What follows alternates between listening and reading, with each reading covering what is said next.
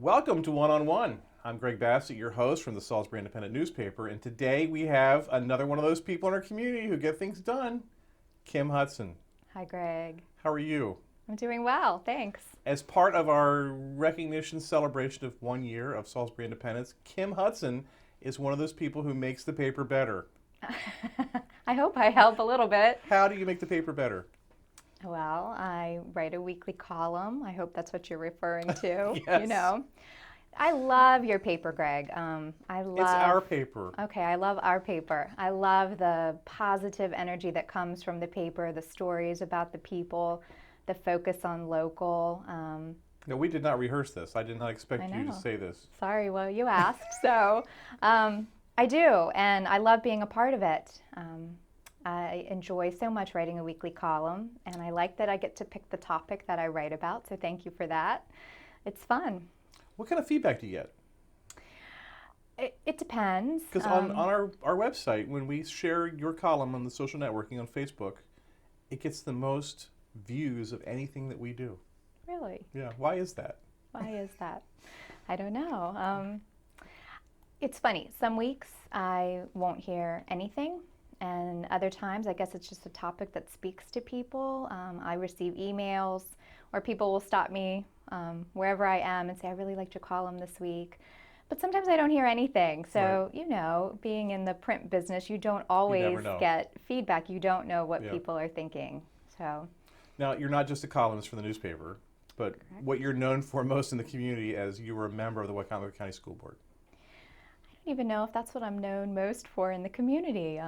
I think people see me and they still say Winter Wonderland of Lights, which I still do. And there's that. There's that. But yes, I am a current member of the school board. And certainly there's a lot of focus on the school board with all the politics and it being budget season. What's that been like for you? How's it opened your eyes walking into the process? I know you were always involved in the schools. Mm-hmm. You were like a teacher's assistant? No, I was an elementary guidance counselor. Okay. I did that before my kids were born. I worked in Dorchester County. And then once my second baby came along, I stayed home for some time. But I've been an advocate for our schools. Can't say that I had the aspirations to serve on the board. That wasn't on my checklist, if you will. But after becoming more involved, an opportunity presented itself, and I'm happy to serve. So everyone has this impression that the school board has these secret meetings and they dictate where the money goes, and they don't explain their processes, and they have these exotic lunches. What's it really like on the school board? Well, you know, when I first was appointed, instead of a lot of congratulations, I did get a lot of condolences. People saying, oh my gosh, it's the one thing that people typically run from is to serve on the school board. It's been a wonderful experience. I am 3.5 years into what is typically a 5-year term, but I came in on someone else's term, so I will serve 4 years. I did not anticipate the amount of time that being a school board member actually takes. You know, there's 7 of us. We're not required to attend every event that's there. However, to be effective and to know what's really going on in our community, I like to attend as much as I can. So, you know, people ask, what's a typical week? How many hours do you spend on the school board? And it depends, like everything else. It could be a 10-hour week, it could be a 25-hour week, plus a lot of reading, responding to emails, that type of thing. I learn something new at every meeting. I learned something new about our schools, something new about what the students are doing or what's going on in the community. it's a great way to be involved in helping to chart the course for education in our county. Right. And I'm one of those people, I'm a product of the school system, so I don't probably respect it like I should, or historically I haven't. But once I got a kid in the system and I became really part of it, I saw it in a completely different way. So I'm much more impressed with what goes on in the school system.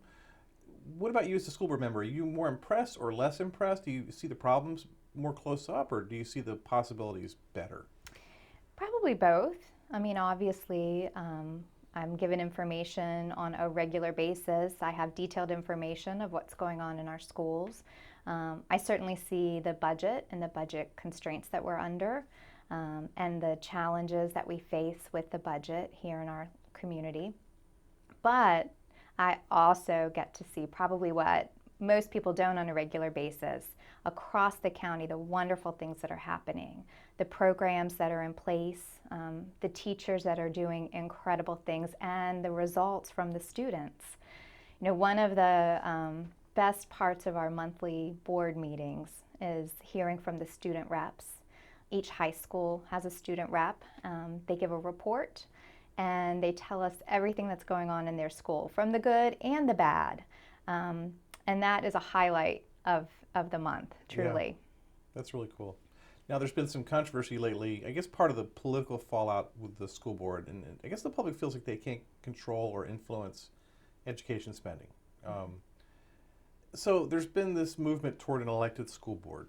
And I thought the thing was a slam dunk. I just thought it was headed, but it got derailed up in Annapolis for a lot of good reasons, that there hasn't been enough public consensus down here on it. Our state senator, Jim Mathias, said he didn't know really how people felt. What kind of format for the elected board wasn't really clear, hadn't really been decided or vetted. So that's sort of on hold now while we're going to have this sort of public exercise. What's your thought on this elected school board thing? I mean, would it affect your decision to be on the school board? Does it matter? Is it going to make education any better? Well, there's a lot of questions there, but truly, I'm not sure how it would make education any better. I'm not sure the impact that an elected school board would truly have on our school system. First of all, I don't see people knocking down any doors to serve on the board currently. And secondly, if it's then an elected position and you're having to campaign for it, I see a lot of obstacles to that. I have no problem whatsoever with this going to referendum, and I agree with you. I think it should. I thought it would have. Yeah, I thought it was a slam dunk. I think it should go to referendum. I think people should have the opportunity to vote. By referendum, that's people, the public, deciding whether to pursue an elected school board. Yes. Or would they put the format on the ballot? I don't even know this. I should know this. The editor should know this kind of stuff. They could do it one of two ways. They could have it all spelled out so that you would know exactly what model you would be voting for, Right. Or they could have some options. That's part of why it didn't Right. come to referendum. There was some questions about a hybrid model, whether all members would be elected and two appointed, who would appoint those two members. Right. There were a lot of questions. You know, campaigning for a school board position, obviously in other counties around the state, they are doing that. I don't know that that's where I would go. I certainly do not have any political aspirations. I serve on the board because I have a passion for education and a passion for making it better here in our community. But it's a distraction, to be honest with you. Right. And so we need it to not be a distraction. Right. They want to put it to referendum, let's do that. Let's let the people vote. But I would just caution that people are very aware of what they're voting for. Right. This is not just a yes or no vote. We do need to understand what kind of model we're voting for and what impact that will have on our school system and on our community. And then, you know, research has shown that elected school boards in other counties, it has not made a difference in the effectiveness. It hasn't really changed how that school board is viewed or the outcomes. It's kind of a universal truth that it doesn't really change anything, except it makes people feel better about maybe the system, that they have some input in who's on the school board. True. Yeah. But I do want to say that we sort of have this mindset here in our community that there is a lack of transparency and a lack of accountability on the part of our schools and our school board. And you know, having served now for almost 3.5 years, I can see from both sides, and I question that. If there are questions about our budget and questions about how things are run, I invite anyone and everyone to bring those questions to the table.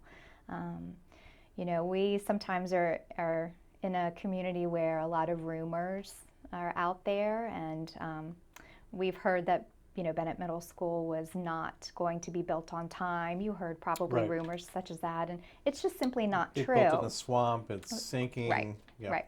It's just simply not true. So there are a lot of those false rumors out there about budget, about policy and processes.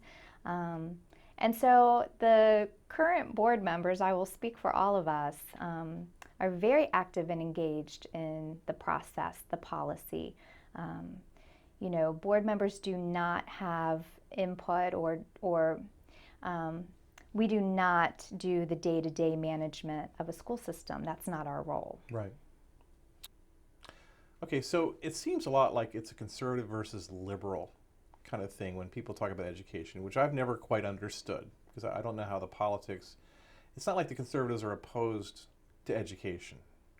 And you and I both came from conservative families. We're both local people whose families were conservative and are conservative, but yet we both still support education. Can you explain that at all to me? Because I don't understand that. You know, I think it's really just a mindset. It is. It is where you place education as a priority. You know, for me and my family, I mean, education, and this is true for most, I mean, it's the backbone of everything. It's what provides opportunity.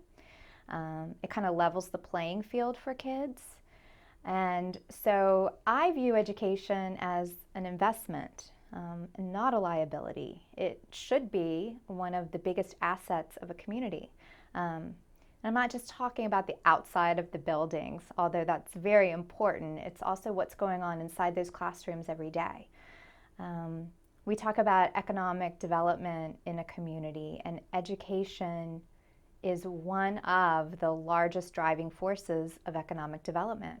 People come to a community because of the schools, and people leave a community because of the schools. So, you know, here, and whether you're conservative or liberal, it truly is where you're placing education on that spectrum. Is it an asset? And if so, how do we capitalize on that? And to me, we have to invest in our schools. Well, it's funny because, well, it's not funny, it's tragic in a way, but in Annapolis, when the discussion of the school board was going on, the elected school board, one of the delegates and one of the senators, one of the committee hearings, said that Wycombe does not have a good reputation for wanting to support its schools. And that made them weary of letting the citizens elect a school board, because they might elect more people who don't want to fund education correctly. Which shocked me that we have a reputation as that, and that other people are watching that. And it made me think that maybe as a county that we're not as committed as we need to be to education. But then the more I thought about that, it reminded me of my own feeling, is I always have thought that maybe the solution to better education isn't always paying teachers more money. That there's other ways to make education better for our kids without necessarily doing that. And the subject ends up being more framed about whether the teachers are satisfied in their jobs and whether they have the resources they need, as opposed to other ways to improve education. Can you help me sort through this? Sure. Well, you're right that in Annapolis and around the state, we are known for being a community that its local government does not support funding for education. The way that it could. The way that it could. Or it's correct. not a priority. It has not been. And we are also known to have a target on our backs as far as a Board of Education.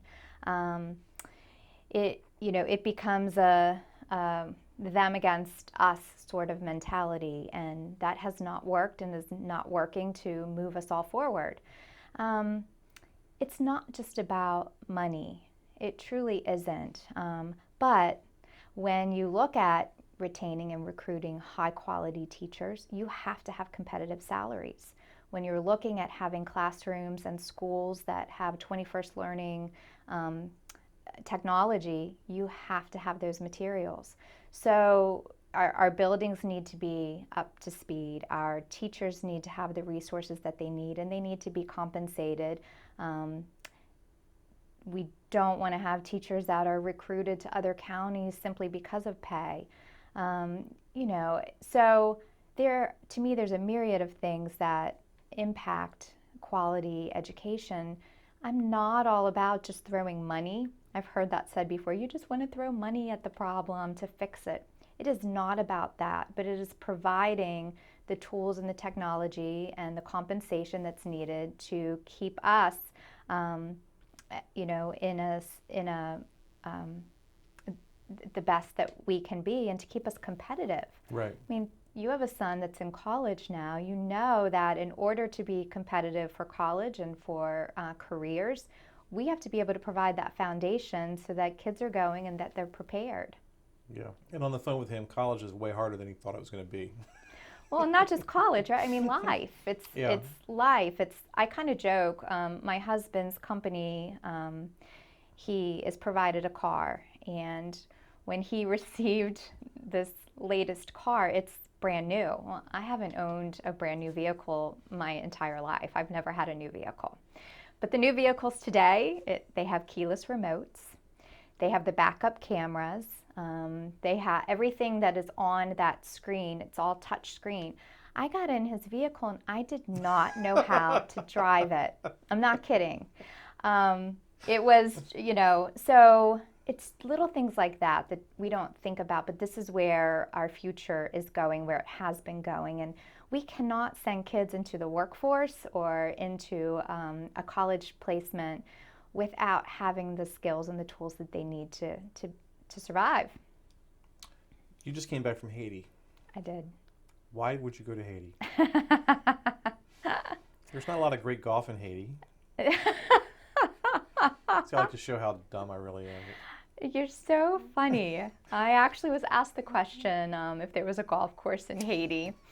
And there used to be. Before the earthquake, there was a golf course in Haiti. But you went to Haiti to help people.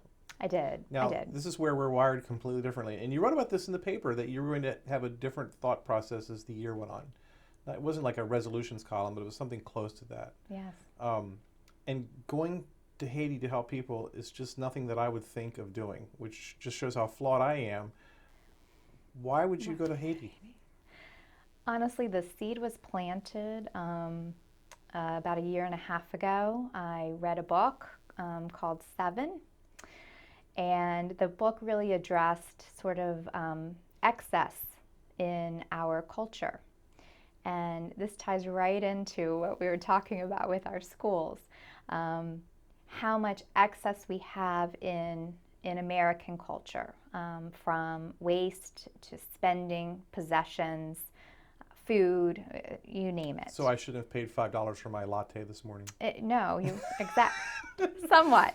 But no, truly, that we have so much. We have so, and yet we're always striving, to find more, and that we don't always use what we have to the best of our ability. But I really wanted to experience for myself what it's like in another culture, what real poverty looks like and feels like. And, I've traveled, I've been to other places, but it's always been, you stay at a resort, you play golf.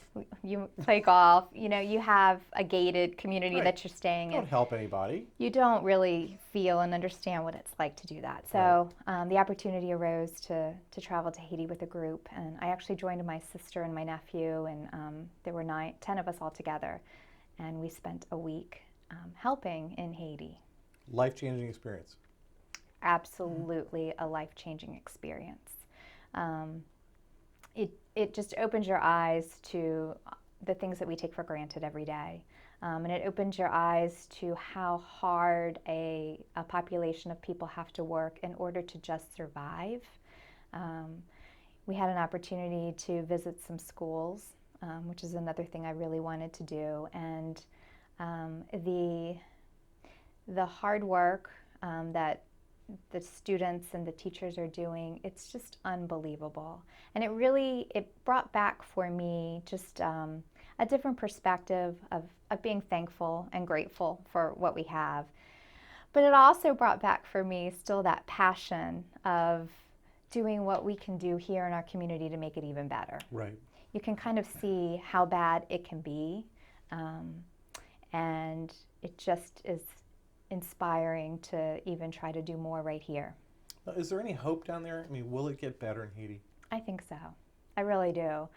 There are so many people that are coming in to try to help, and they're not hopeless people. I can't even express. I tried to write about it. Well, I've shown pictures. In the photos, I mean, people look happy. People are happy, and that's the thing. There's so much joy coming from the people in the midst of rubble and trash and what you would think would be some of the poorest conditions on this earth.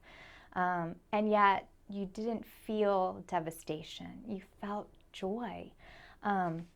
I saw this a couple of times, men on the side of the street, it's very, very crowded there, actually shining their tennis shoes or the shoes of other men to get the dust off of them. Very proud in their appearance, very proud of what they're able to do on a regular basis. Interesting. Are you going to go back? I will go back. And I take your absolutely kids? will. I would love to take my kids. That will sort of be the plan. I just think that everybody should experience what it is truly like to be in conditions like that. Right. The Festival of Lights. Winter Wonderland. Winter Wonderland. Winter Wonderland.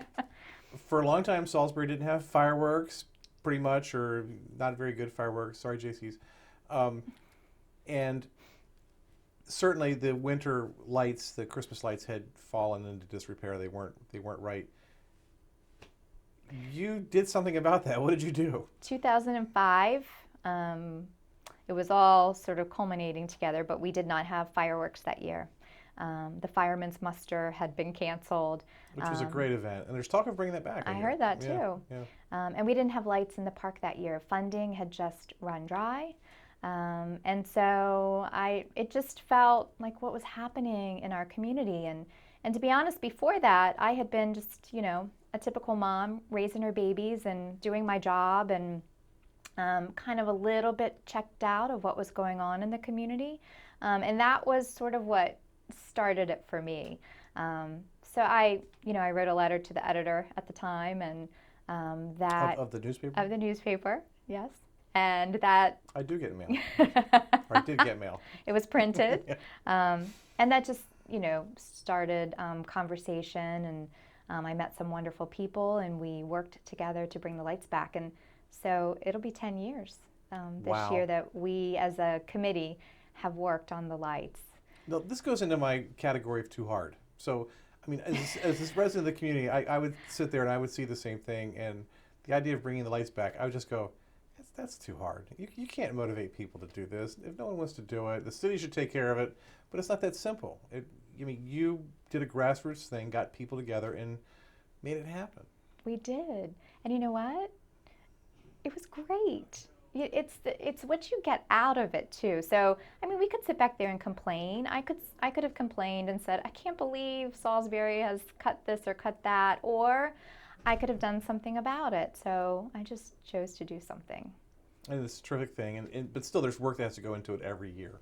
There is work that has to go into it every year. And this past year, we put in a lot of work. Chris Eccleston joined our team. And has really... He's from Delmarva Veteran Builders. He is, yes. And, we worked really hard. My husband puts in a ton of hours refurbishing the lights. Literally by hand, you strip the wires and you rewire it. And he does this because he wants to, or because you threaten him? we won't say.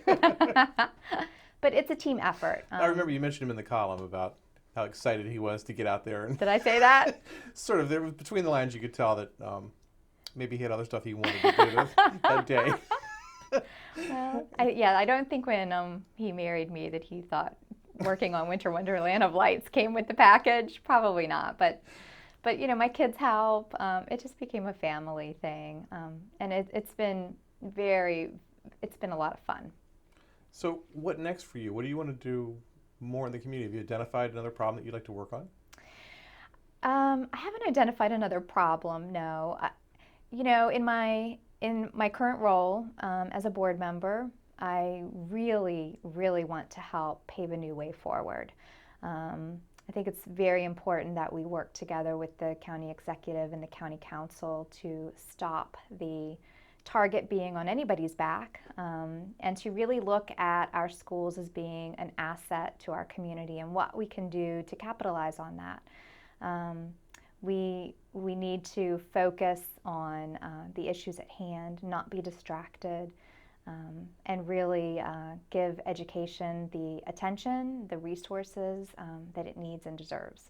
I noticed in these school board hearings when the county executive talks about his budget and all the money is being discussed and the priorities, West Salisbury Elementary, all that stuff, you're the one who gets up and goes to the microphone and tries to dispel the us against them thing that we're all together. Because from the administration, you hear, the school board, like it's an alien down on Long Avenue.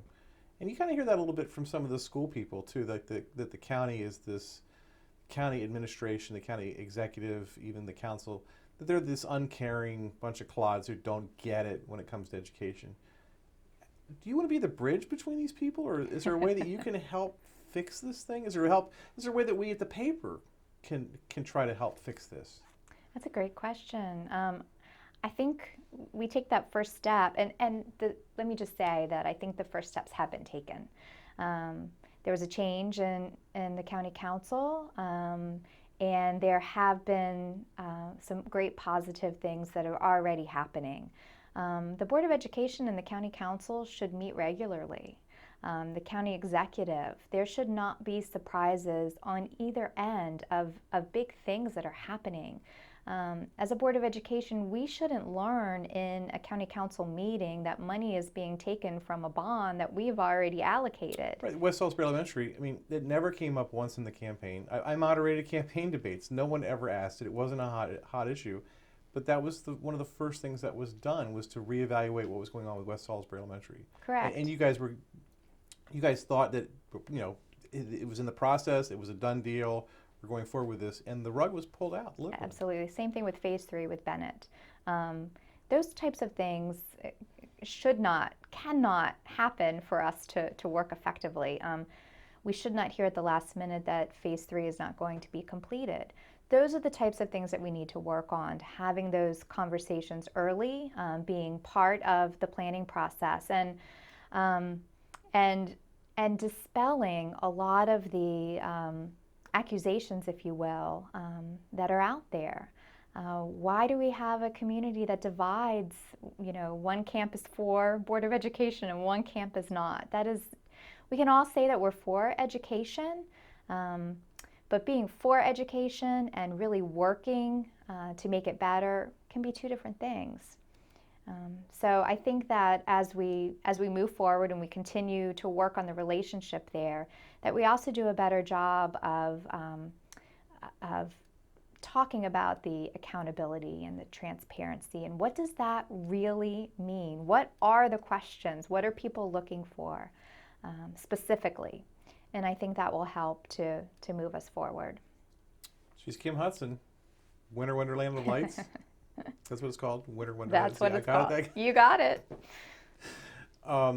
School board member, mom, liberal or conservative? Oh, what am I? I'm progressive, and a columnist for Salisbury Independent. Thank you for coming in, and thanks for helping make my paper better. I really appreciate it, and my community. Thanks for having me. Another edition of 101 right here with Greg Bassett from Salisbury Independent, and keep watching us right here on PAC 14.